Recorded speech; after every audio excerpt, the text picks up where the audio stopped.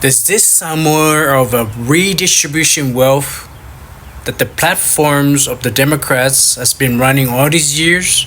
Of equities across households, the top 10% of Americans own 88% of equities, 88% of the stock market. The next 40% owns 12% of the stock market. The bottom 50 has debt.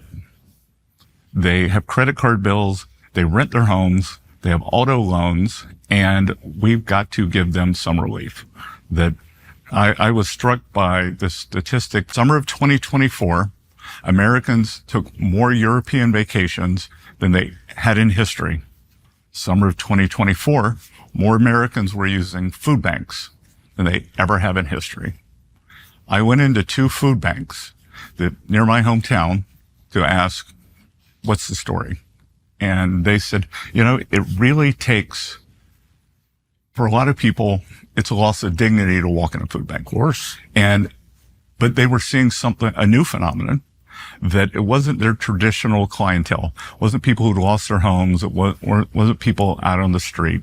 These were working families who could no longer, $100 at the grocery store, that basket of groceries every week, they were missing 5, 6, 7 things, and they were coming to the food bank to top up.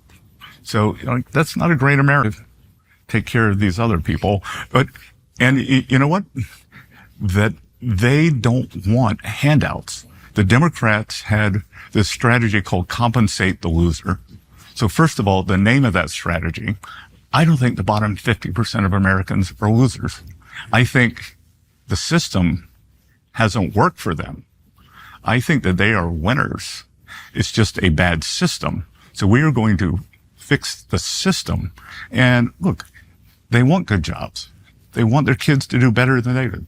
They want to own a home. They want to pay down their debt.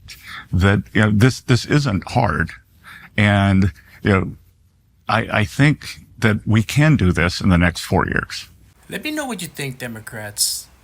Did Trump stole your platform?